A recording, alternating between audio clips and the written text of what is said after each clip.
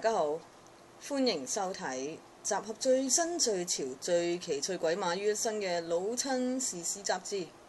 一如過往，因為攝影隊同埋剪片人員未有糧出嘅關係，冇人做嘢，都係唔會有畫面俾大家睇㗎。請各位親愛嘅聽眾留意，今期會介紹俾大家嘅新鮮事物。事物啊！喂，份稿係咁寫嘅喎。鬼咩？我撰稿冇糧出啊！哦，唔好意思啊，我哋繼續。今期會介紹俾大家嘅新鮮事物，包括最新科技突破嘅 Wise App。記住唔係 What， 係 Why。而呢個 call 機型嘅新發明，只要你陀咗佢起身，佢就會幫你開口問啲你唔敢問嘅嘢，例如同你未來岳父講，查實點解我要娶你個女，又或者同你老細講，點解你成日行埋嚟同我講嘢嗰陣，要揾啲抄晒出嚟嘅秘模嚇我，又或者同自己暗戀咗好耐嘅人講，點解我咁靚仔你唔要我等等，睇嚟難以啟齒嘅疑問。好發明，好發明，好發明！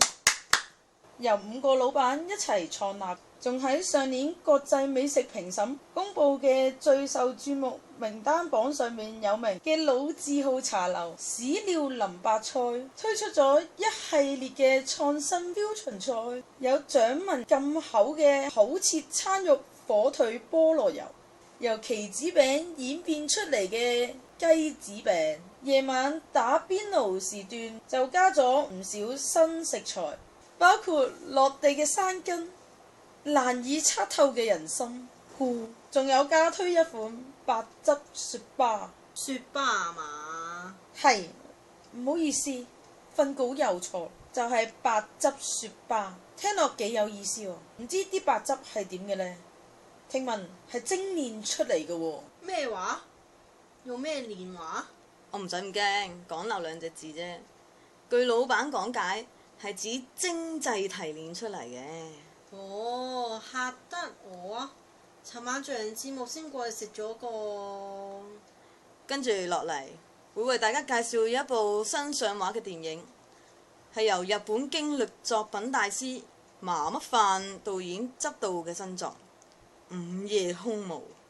故事講述一個本來平平凡凡嘅上班族大叔，某一晚俾隻蜘蛛咬到之後，就發現自己啲胸毛迅速生長，唔止堅韌非常，扯極唔甩，仲可以隨意伸長收縮。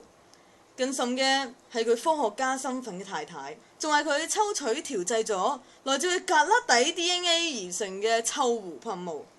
最後呢個大叔決定用佢嘅力量四出警惡懲奸，一部精彩嘅英雄史詩式作品，大家萬勿錯過啊！